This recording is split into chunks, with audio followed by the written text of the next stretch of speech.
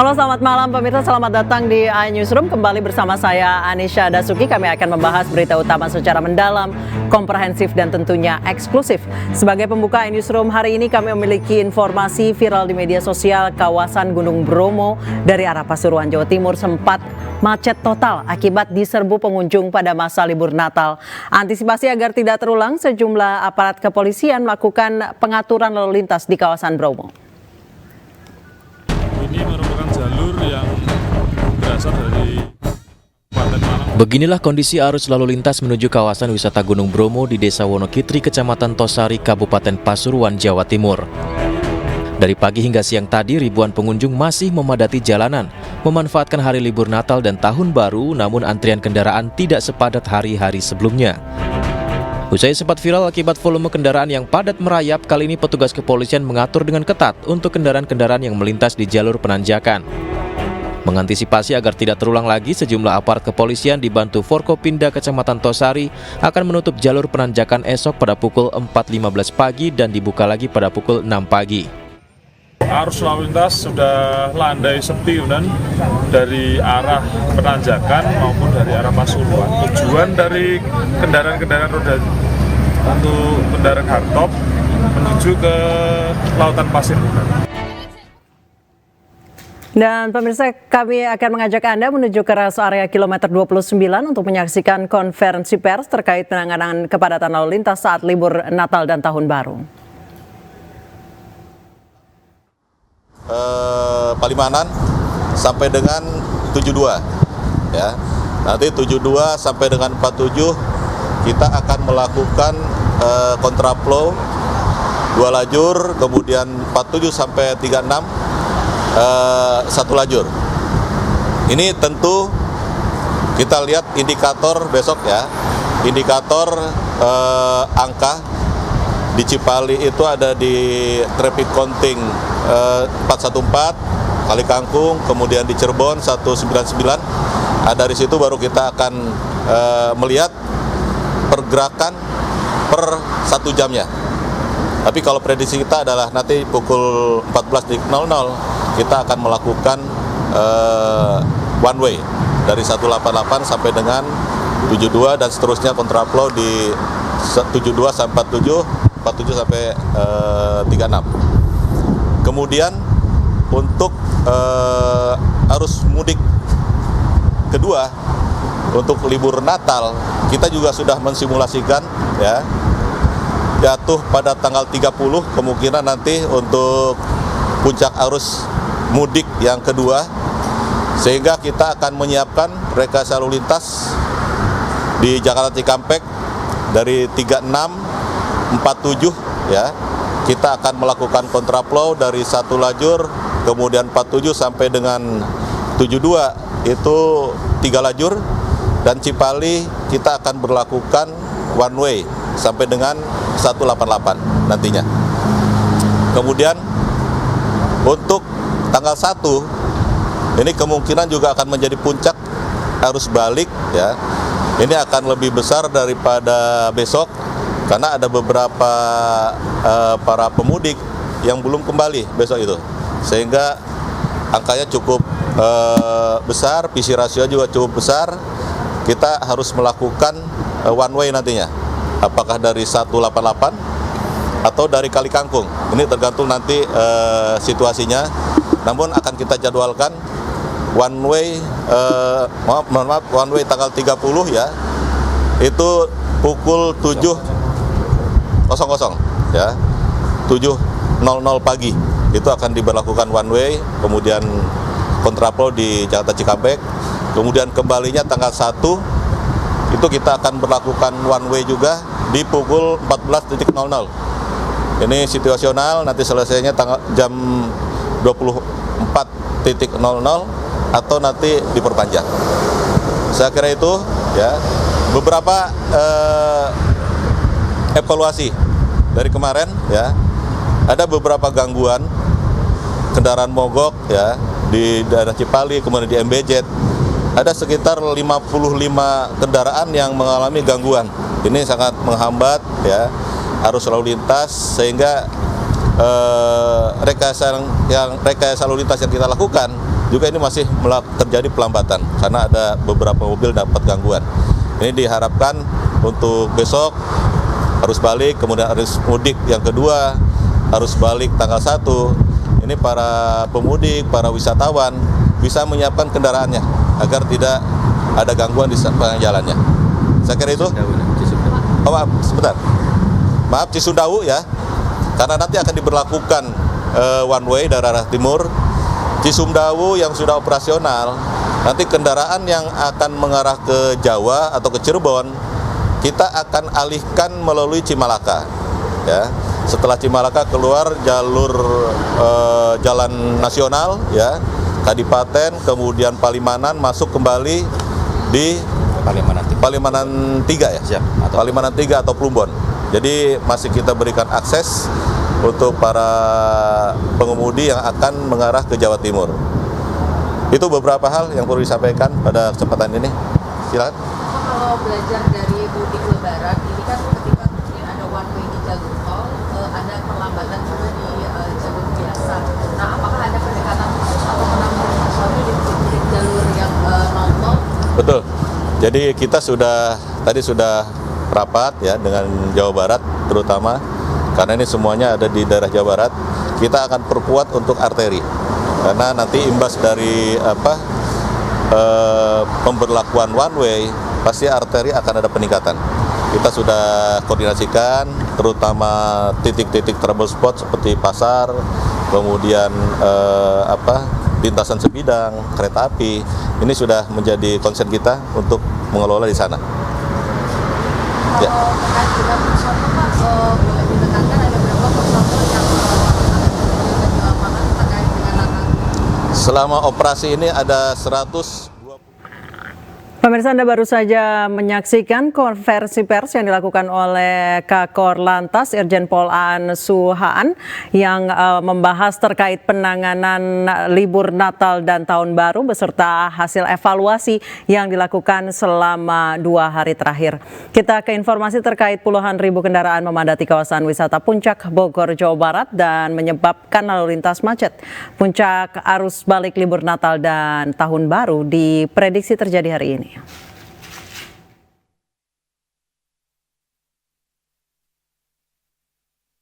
Lebih dari 70.000 kendaraan memasuki kawasan wisata Puncak di Bogor, Jawa Barat. Lalu lintas di sejumlah titik pun terpantau padat.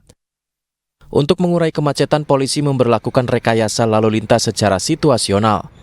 Selain itu, polisi juga memberlakukan sistem kontraflow dan mengarahkan sebagian kendaraan melintasi jalur alternatif. Untuk puncak arus balik libur Natal dan Tahun Baru diprediksi terjadi hari ini.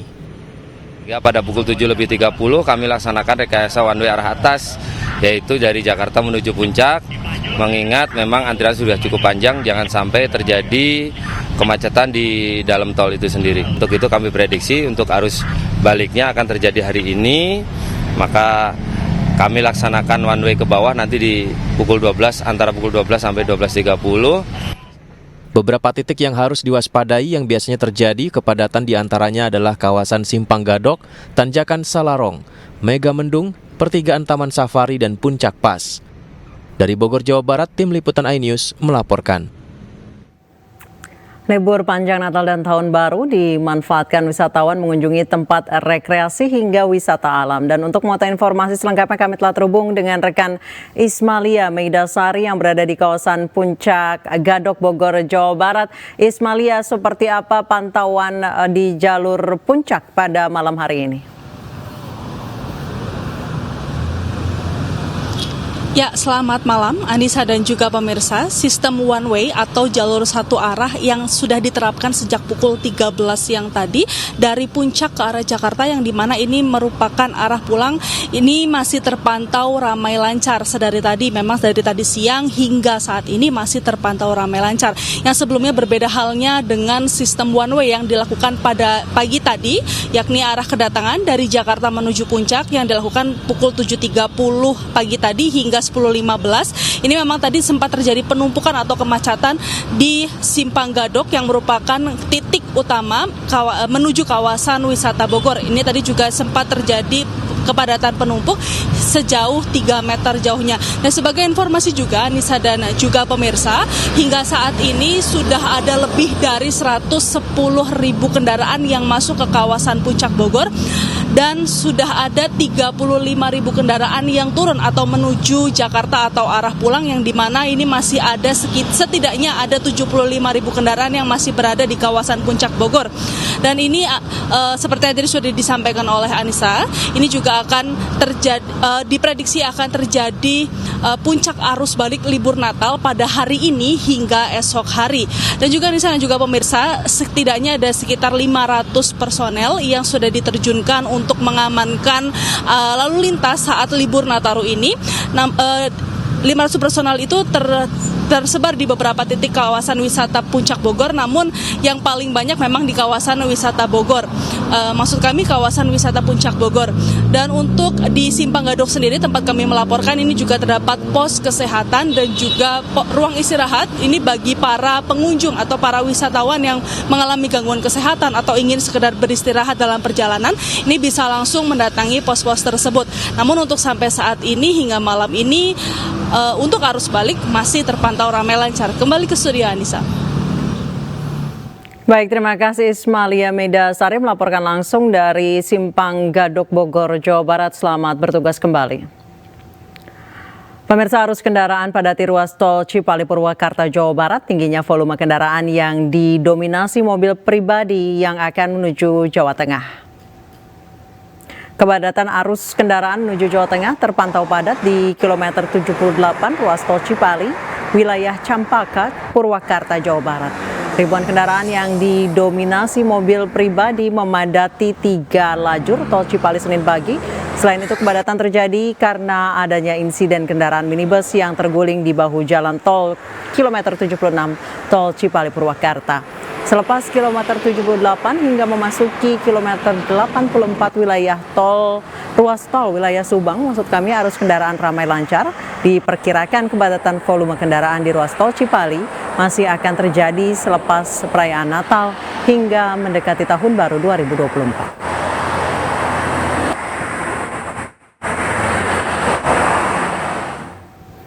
Sebanyak 24.000 penumpang kapal dan 5.000 kendaraan telah menyeberang dari Pelabuhan Merak menuju Bakauheni, Lampung. Para penumpang kapal sengaja menyeberang pada hari Natal untuk menghindari kemacetan dan membludaknya penumpang. Ribuan penumpang kapal feri memadati Pelabuhan Merak, Banten di hari Natal 2023. Sejak malam Natal, para penumpang kapal feri tujuan Bakauheni, Lampung yang membawa kendaraan memenuhi kantong-kantong parkir Pelabuhan Merak. Para penumpang kapal sengaja menyeberang pada hari Natal untuk menghindari kemacetan. Menurut salah satu penumpang, dirinya merasa nyaman dan aman saat memasuki kapal karena adanya gangway yang disediakan pihak ASDP sehingga tidak kepanasan dan kehujanan saat memasuki area kapal. Enak aja gitu, nyaman kalau naik kapal, liburan di rumah gitu. Gimana nih pelayanan di pelabuhan sendiri menurut abang nih? Pelayanannya baik sih, cukup bagus. Sekarang udah perubahan untuk pejalan kaki. Dulu kan bukan. Sebanyak 24.843 penumpang kapal dan 5.044 jumlah kendaraan telah menyeberang. Ada 7 dermaga yang disiapkan, 1 diantaranya dermaga eksekutif, sementara kapal yang beroperasi sebanyak 29 kapal ro-ro. Tim Liputan iNews melaporkan.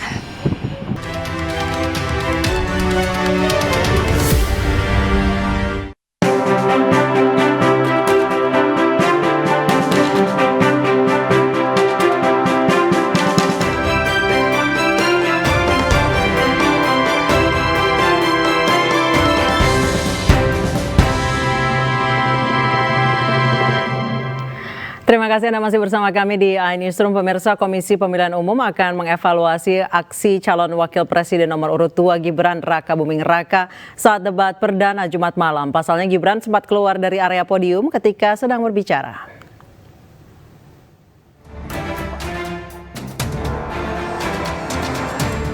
Komisi Pemilihan Umum akan mengevaluasi aksi calon Wakil Presiden nomor urut 2 Gibran Raka Buming Raka saat debat perdana Jumat malam. Pasalnya Gibran sempat keluar dari area podium ketika sedang berbicara. Sementara dua cawapres lainnya, Muhaimin Iskandar dan Mahfud MD, terpantau tertib dengan tetap berdiri di podium. Menurut Ketua Tim Penjadwalan TPN Ganjar Mahfud Arya Bima, aksi tersebut tidak boleh dilakukan sehingga harus dievaluasi. Sementara Ketua KPU Hashim Asyari menyebut akan mengevaluasi aksi Gibran dalam rapat evaluasi. Penampilan Gibran dalam debat perdana mendulang sorotan, mulai dari penggunaan istilah asing yang tak dipahami cawapres nomor urut 1 Muhaimin Iskandar hingga keluar dari podium. Adapun debat perdana cawapres kemarin bertema ekonomi, keuangan, pajak, tata kelola APBN, investasi, perdagangan, infrastruktur, dan perkotaan. Tim Liputan iNews melaporkan. Calon Presiden nomor urut 1 Anies Baswedan berkunjung ke Rembang, Jawa Tengah. Ia melakukan kegiatan ziarah ke makam ulama Kiai Bisri Mustafa.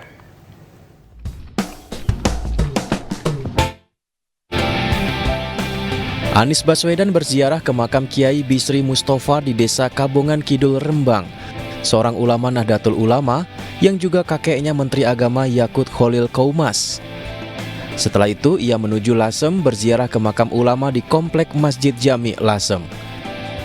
Anies Baswedan juga mengunjungi posko relawan pemenangan Anies Baswedan dan Muhaimin Iskandar di Desa Sumbergirang, Kecamatan Lasem. Ia mengaku bersyukur dengan semangat yang ditunjukkan para relawan. Saya bersyukur sekali sejak tadi mulai masuk, saya begitu masuk tadi kelihatan semangatnya di sini luar biasa. Insya Allah ini penanda. Insya Allah gerakan perubahan akan memenangkan. Setelah dari Desa Sumbergirang, Kecamatan Lasem, Anies bergeser ke Sarang, Rembang untuk menghadiri pertemuan dengan para kiai. Dari Rembang, Jawa Tengah, Musyafa, iNews melaporkan. Sekretariat Nasional Presiden Joko Widodo mendukung Ganjar Pranowo sebagai calon presiden 2024. Sejak Pilpres 2014 lalu, hingga saat ini mereka aktif turun ke jalan untuk bertemu dengan warga.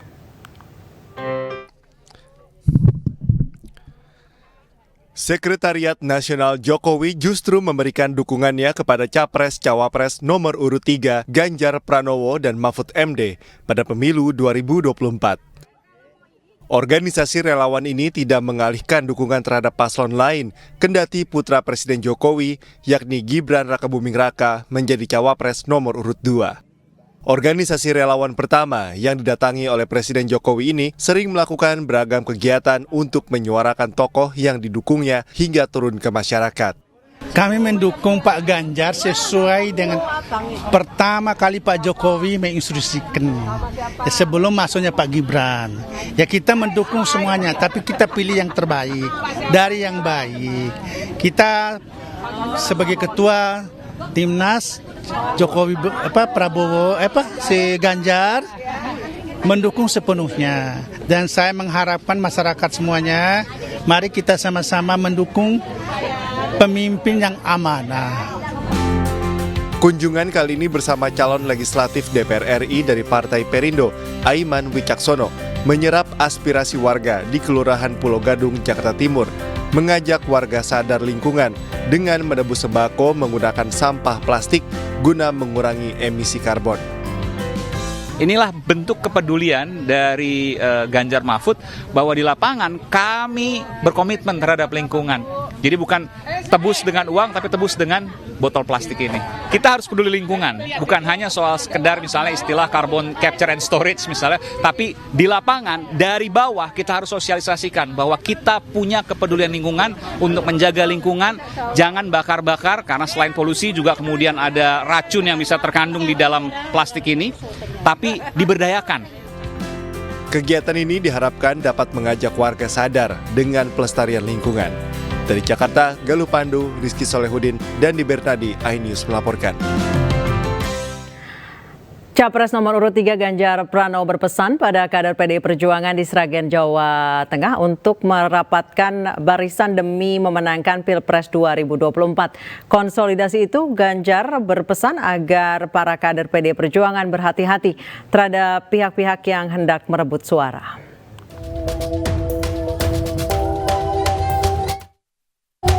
Dalam safari kampanye di Jawa Tengah, di Dayu Park Sragen, calon presiden nomor urut 3 Ganjar Pranowo meminta kader untuk berhati-hati lantaran banyak partai politik yang mengincar kota Sragen.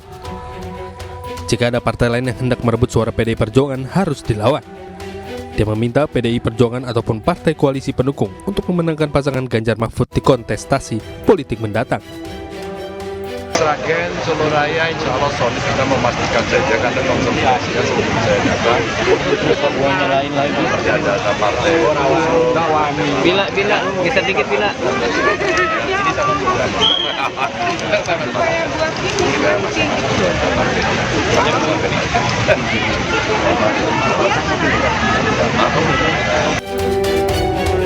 Dalam sambutannya, Ketua Tim Pemenangan Daerah Ganjar Mahfud Jawa Tengah, Agustina Wilujeng Pramestuti, mengatakan semua relawan dan kader PDIP di Sragen siap memenangkan Ganjar Pranowo dan Mahfud MD sebagai Presiden dan Wakil Presiden Republik Indonesia 2024.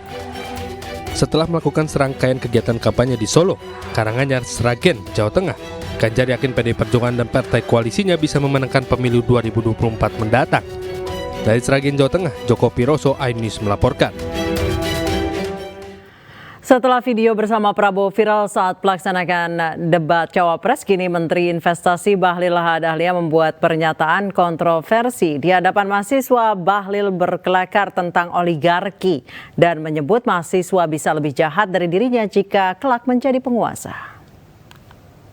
Meriah untuk Bapak Bahlil Lahadalia. Disilakan. Menteri Investasi Bahlil Lahadalia berkelakar mengenai oligarki di hadapan mahasiswa saat menjadi pembicara dalam acara Simposium Demokrasi dan Deklarasi Pemilu Damai di Perpustakaan Nasional Jakarta. Ini oligarki Pak Yuki nih. Ini Pak Yuki ini oligarki konglomerat dia nih. Tapi saya sampaikan untuk kalian, oligarki itu juga enak. Guyon ya, guyon. Ini live ya. Bukan hanya membuat guyon mengenai oligarki. Kepada mahasiswa, Bahlil juga menyebut bahwa mereka bisa lebih jahat dibandingkan dirinya jika kelak menjadi seorang pejabat. Bahlil mengaku saat menjadi aktivis, dirinya sempat marah ketika melihat mobil-mobil mewah dan mobil pejabat melintas dengan pengawalan. Namun rasa marah itu diakui Bahlil berubah begitu memiliki uang dan menjadi pejabat. Dulu waktu saya aktivis, waktu miskin, lihat mobil bagus kita marah, mau lempar aja itu mobil. Apalagi kalau pakai mobil pengawalan, paling benci saya. Paling benci saya. Begitu punya duit, bisa beli mobil bagus, enak juga barang ini. Dulu kita mau makan bakso aja boleh, sekarang makan bintang 5 boleh, enak juga barang ini. Dulu kita benci pakai pengawal, begitu jadi menteri ada pengawal, paten juga barang ini kira-kira. Jadi saya mau sampaikan untuk kalian, jangan coba-coba bilang bahwa kita oligarki atau yang oligarki itu gak bagus. Tunggu kalian, saya mau tunggu. Begitu suatu saat kalian jadi pejabat, jadi orang kaya, mungkin kelakuan kalian akan lebih jahat daripada saya. Bahlil juga menjelaskan barang-barang mewah, jabatan, dan kekuasaan membuat kecemburuan orang di lingkungan masyarakat. Tim Liputan iNews melaporkan. Abdul Khalik Ahmad, calon anggota legislatif DPR RI Dapil 2 Jawa Barat dari Partai Perindo, menyapa warga di Kabupaten Bandung dan Kabupaten Bandung Barat. Selain menyerap aspirasi serta mengenalkan visi misi Partai Perindo, Ketua DPP Partai Perindo bidang keagamaan ini juga mensosialisasikan program unggulan Capres-Cawapres nomor urut 3 Ganjar Mahfud.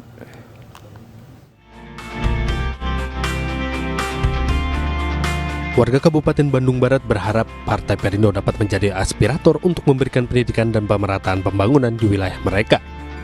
Hal ini terungkap saat caleg Partai Perindo Dapil 2 Jawa Barat Abdul Khalik Ahmad saat bertemu warga Kampung Baru Nyatu, Desa Pasir Lengo di kawasan Cisarua, Kabupaten Bandung Barat.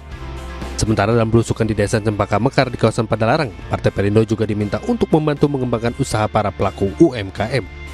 Partai Perindo sangat mendorong supaya UMKM ini naik kelas. Jadi kalau hari ini ada 60 juta UMKM, maka diharapkan nanti bisa berlipat 2 kali lipatnya, sehingga dengan begitu maka bisa mengatasi masalah pengangguran di Indonesia dan bisa menciptakan lapangan kerja baru. Pada belusukannya, Abdul Qolik Ahmad yang juga Ketua DPP Partai Perindo bidang keagamaan ini juga mengunjungi Desa Cipedas dan Sidang Sari, Kecamatan Paseh di Kabupaten Bandung. Selain menyerap aspirasi warga, Abdul Qolik Ahmad juga sosialisasikan visi misi dan program Partai Perindo serta program unggulan Capres-Cawapres nomor urut 3 Ganjar Mahfud. Tim Liputan iNews melaporkan.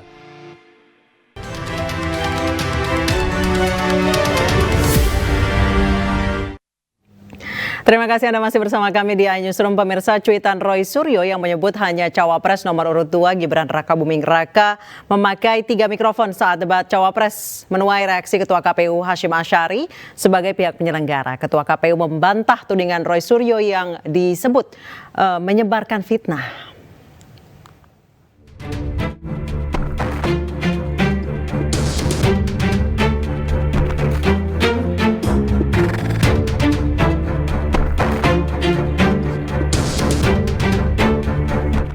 Debat kedua Pilpres 2024, para calon wakil presiden yang berlangsung di JCC Senayan, Jakarta, Jumat lalu, masih menyisakan kegaduhan.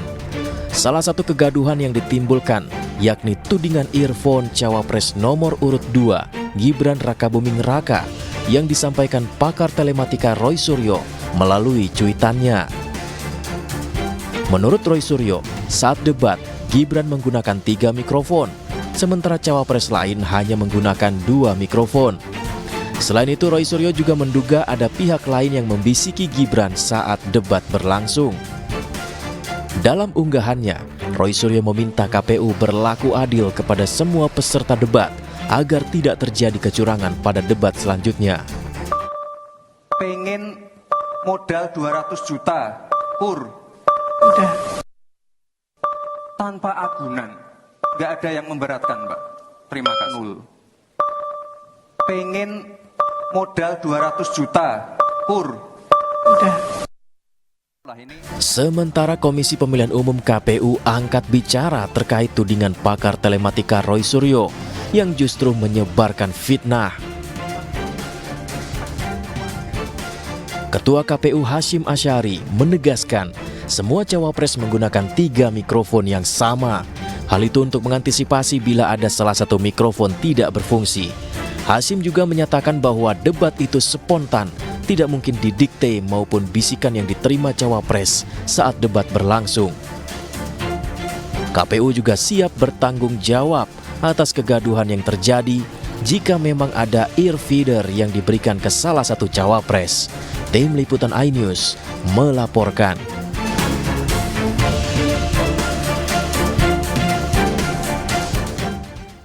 Benarkah Gibran dibantu saat debat Cawapres? Untuk membahasnya sudah bergabung bersama kami pakar telematika Ono Widodo Purbo. Selamat malam Pak Ono. Selamat malam Mbak Anissa, selamat malam semuanya. Assalamualaikum. Waalaikumsalam warahmatullahi wabarakatuh. Pak Ono, walaupun saya memiliki pengalaman juga di debat Cawapres bahwa memang secara standar memang menggunakan 3 untuk mengatasi jika ada salah satu yang audionya mati. Tapi mungkin Pak Ono boleh jelaskan lagi sebenarnya apa manfaat atau kegunaan dari 3 macam mikrofon yang ditempatkan di setiap peserta. Ya buat backup cadangan sih kalau manfaat. Cuman itu kan 3-nya ada 3 jenis yang berbeda ya. Iya betul. Ada yang dipegang, ya. Ada yang di samping ini, ada yang clip on. Yang di samping dan yang dipegang kelihatan lah ya, gampang kelihatannya. Cuman yang clip on yang jadi masalah nih, Pak Caimin sama Pak Mahfud kan pakai apa sih namanya, jas ya? Bajunya hitam. Jadi ya. Jadi kan bisa aja diselipin dalam jas.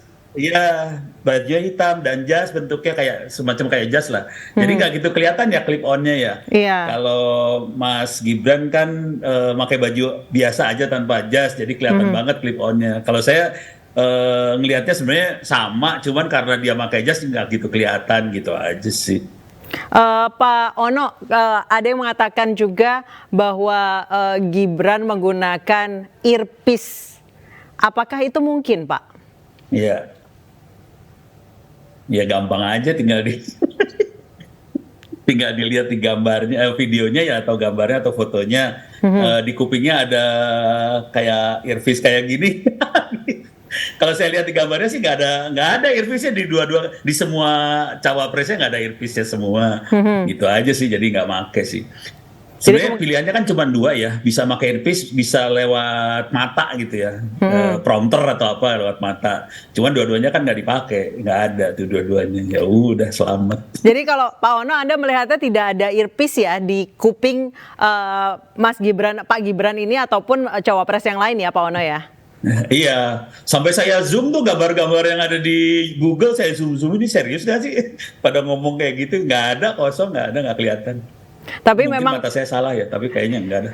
tiga-tiganya menggunakan 3 mikrofon yang bentuknya berbeda ya, country mic, clip on, dan handy mic ya Pak ya, Pak Ono ya? Iya. Oke. Cuman yang clip onnya bisa nggak kelihatan karena di balik jas ya.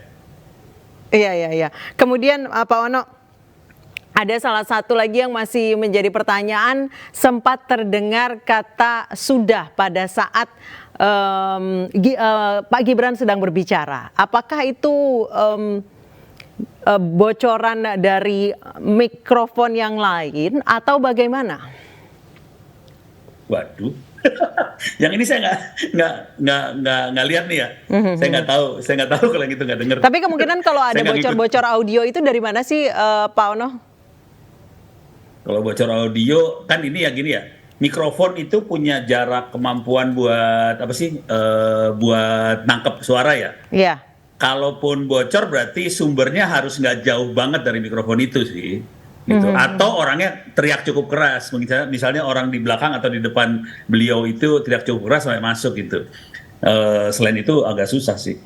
Tapi itu kan gini ya ceritanya, mikrofon itu kan bukan alat buat ngasih tahu orang, bukan ngasih tahu cawapresnya ya.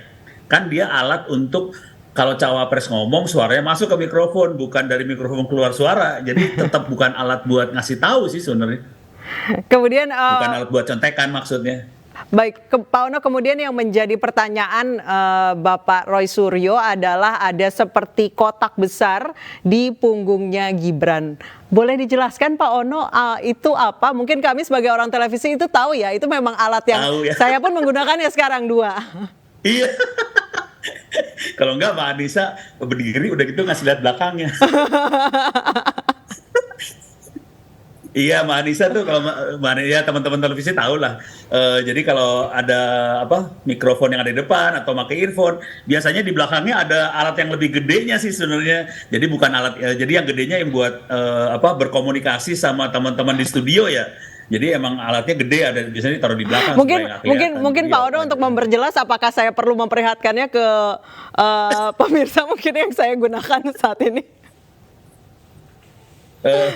Pertanyaan Mbak Anissa kayaknya kan pakai ini ya, pakai rompi apa ya. Jadi agak susah ngeliatnya kali ya. Oke, baik Pak.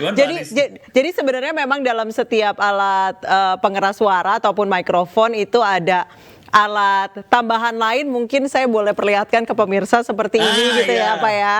Nah, iya itulah. Jadi itu alatnya bukan lebih gede daripada yang dipasang di kupingnya Mbak Anissa atau di ininya ya. Iya, jadi itu bukanlah sesuatu yang disembunyikan gitu ya Pak ya, mungkin ya Pak ya. Dan memang maksudnya kepaksa disembunyikan dari kamera tapi sebenarnya ada di belakang. Iya. Memang itu adalah receiver dari mikrofon ya Pak ya, ataupun clip on. Iya. Baik, terima kasih banyak. Receiver ada baterainya segala macam itu dalamnya tuh. Betul.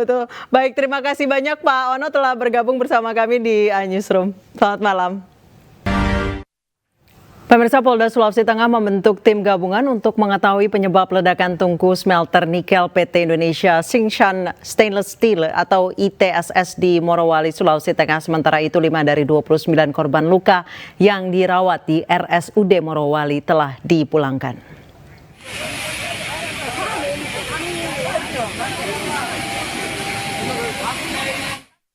Tragedi ledakan smelter nikel PT Indonesia Singsan Stainless Steel atau ITSS di Morowali, Sulawesi Tengah menjadi tragedi memilukan di penghujung akhir tahun. 13 pekerja tewas dan lebih dari 50 orang menderita luka. Sebanyak 29 korban luka dirujuk ke Rumah Sakit Morowali, 5 diantaranya telah dipulangkan.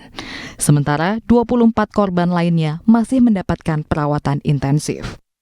Korban meninggal merupakan 9 pekerja Indonesia dan 4 pekerja warga negara Cina.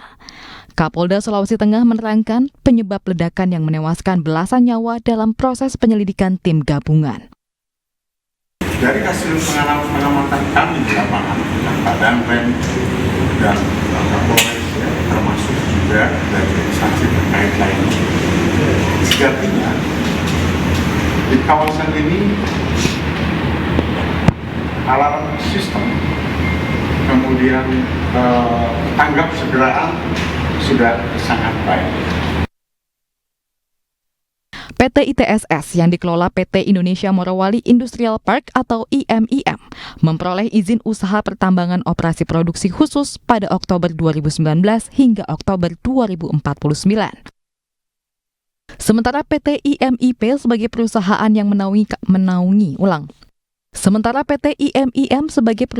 yang menaungi kawasan industri Morowali dijadikan kawasan proyeksi strategis nasional berdasarkan Peraturan Menteri Koordinator Perekonomian Nomor 9 Tahun 2022 dan diresmikan Presiden Jokowi pada 2015. Dari Morowali, Sulawesi Tengah, Jamie Hendrik, iNews melaporkan.